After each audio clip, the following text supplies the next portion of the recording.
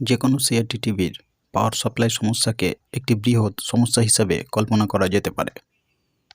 বিশেষ করে দেখা গেছে এসএমপিএস অর্থাৎ সুইচ মোড পাওয়ার সাপ্লাইয়ের প্রাইমারি অথবা সেকেন্ডারি সেকশন থেকে উৎপন্ন বিভিন্ন সমস্যা নতুন পুরাতন টেকনিশিয়ানদের মাথা খারাপ করে দিয়েছে।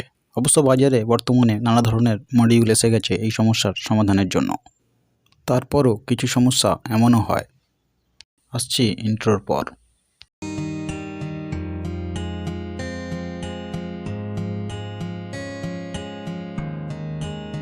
নমস্কার বন্ধুরা, টেক ভিডিও চ্যানেলের আরেকটি নতুন ভিডিওতে আপনাদেরকে স্বাগত জানাই। আশা করি আপনারা সুস্থ আছেন। এটি একটি 14 ইঞ্চির লোকাল সিআরটি টিভি এবং এই টিভিতে লোকাল চায়না কিউটি ব্যবহার করা হয়েছে।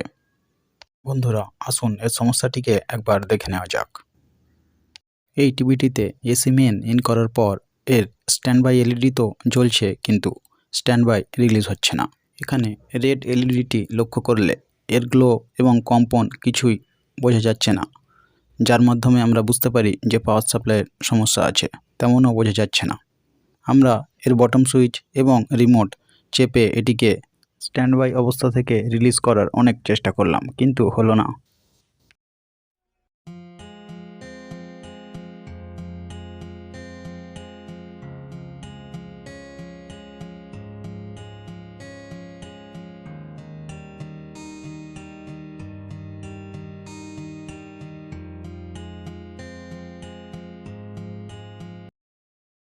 এখন টিভিটিকে আমরা খুলে নেব এবং এর সমস্যাটি কোথায় সেটি দেখব।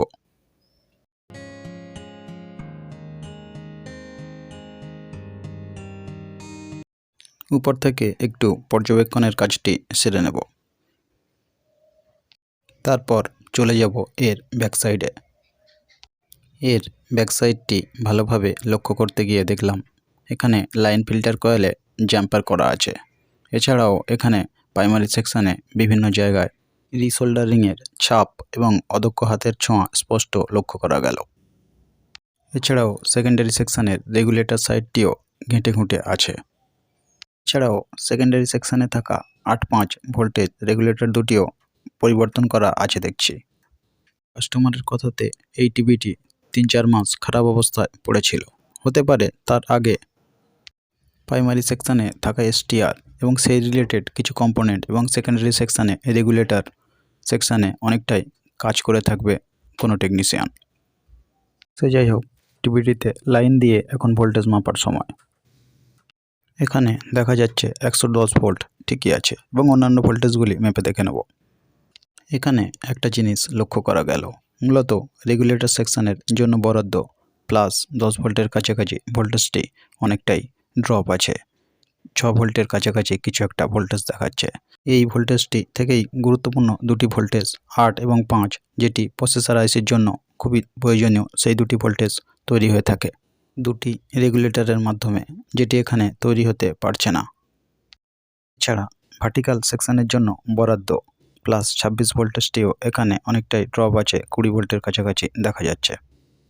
এই 8.5 ভোল্টেজটি প্রসেসর আইসিতে না যাওয়ার জন্য প্রসেসর আইসিটি পুরোপুরি অন হতে পারছে না এবং এখানে হরাইজন্টাল পালস আউট হচ্ছে না, যেটি ইএইচটি অন করতে পারে। মূলত এই কারণেই টিভিটি স্ট্যান্ড বাই থেকে রিলিজ হচ্ছে না। আমাদের এখানে রেগুলেটর সেকশানের জন্য বরাদ্দ এই 10 ভোল্টেজটিকেই রেডি করতে হবে, যেটি ড্রপ আছে। হতে পারে এখানে সেকেন্ডারি সেকশানে আউটপুট আলাদা আলাদা ভোল্টেজগুলো প্রত্যেকটি ড্রপ আছে। এখানে ইএইচটি লোডের কাজ করে, কিন্তু ইএইচটি যেহেতু অন হতে পারছে না তাই এখানে কোনো লোড নেই। আমরা এখানে ইএইচটির জায়গায় একটি 100 ওয়াট বাল্ব কানেক্ট করব, অবশ্যই ইএইচটি সাপ্লাই রেজিস্ট্যান্সটিকে ওপেন করে। এখন দেখব লোডেও এই ভোল্টেজগুলি ঠিকঠাক মতো আছে কিনা। তোমরাই দেখতে পাচ্ছ এখানে লোডে এই ভোল্টেজগুলি কোনোটাই ঠিকঠাক নেই। এখানে প্রত্যেকটি ভোল্টেজই ড্রপ আছে। এখানে মূল 110 ভোল্টের জায়গায় 75 ভোল্টেজের কাছাকাছি দেখতে পাওয়া যাচ্ছে। এই কারণেই আনলোডে কিছু ভোল্টেজ ড্রপ এবং কিছু ভোল্টেজ ঠিক দেখাচ্ছিল। আমরা এখন দেখব এসএমপিএস এর সেকেন্ডারি সেকশানে থাকা ফিডব্যাক রেগুলেটর সেকশানটি, এবং এখানে একটি প্রিসেট থাকে 2K মানের।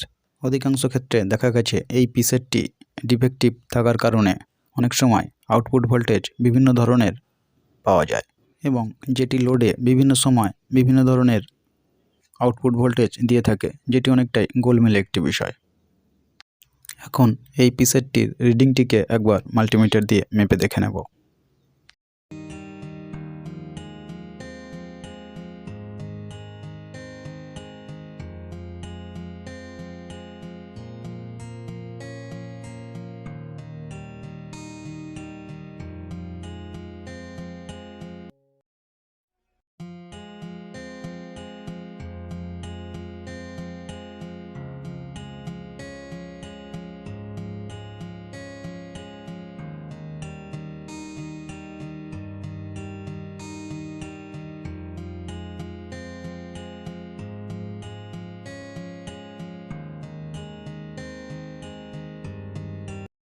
এখানে পিসেটটির রিডিংটি নেওয়ার সময় অনেকটাই ডিফেক্টিভ একটি রিডিং পাওয়া গেল, অর্থাৎ পিসেটটি এখানে খারাপ আছেই আমরা ধরে নিতে পারি।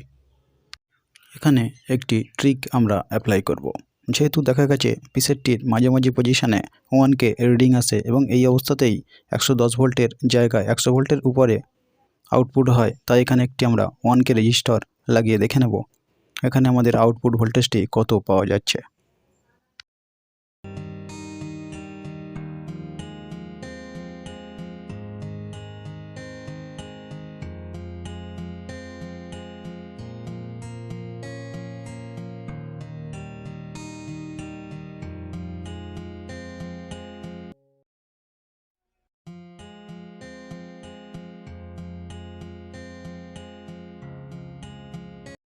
হ্যাঁ, আমরা এখানে দেখতে পেলাম আউটপুট আলাদা আলাদা সমস্ত ভোল্টেজগুলির রিডিংই প্রায় ঠিক আছে, যে রিডিংটি মূল পিসিবিটি চলতে প্রয়োজন। এখানে 100 ওয়াটের বাল্বটিও সমপরিমাণ গ্লো করছে, যে গ্লোটি এই ভোল্টেজে প্রয়োজন। আমরা এখন 1K রেজিস্টারটির জায়গায় একটি নতুন পিসেট লাগিয়ে দেখে নেব।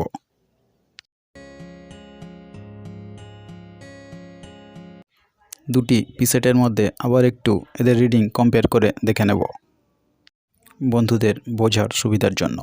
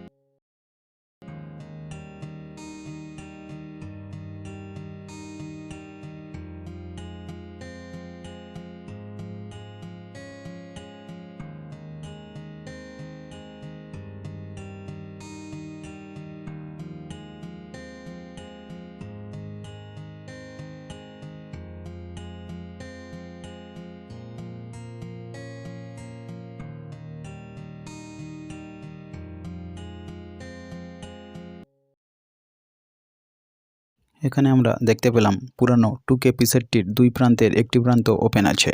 এখানে ভ্যারিয়েবল পয়েন্টটি অনেকটাই ঠিক আছে। মোটের উপর এই পিসেটটি খারাপ। এখানে 2K রেজিস্টারটির দুই প্রান্তের একটি প্রান্ত ওপেন। এখন আমরা ফিরে যাব টিভিটির মূল স্ক্রিনে, ঠিকঠাক মতো লাইট আসছে কিনা একবার দেখে নেব, বা আরও অন্য কোনো সমস্যা আছে কিনা।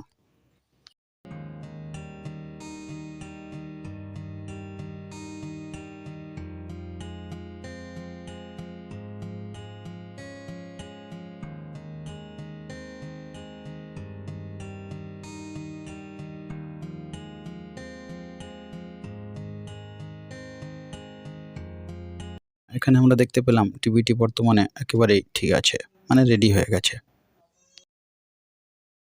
একবার ভিডিও সিগন্যাল ইনপুট করে দেখে নেব।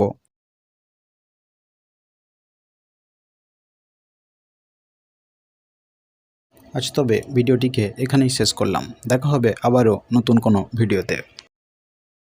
এই ধরনের তথ্যমূলক ভিডিও পেতে আমার চ্যানেলটিকে সাবস্ক্রাইব করতে পারেন।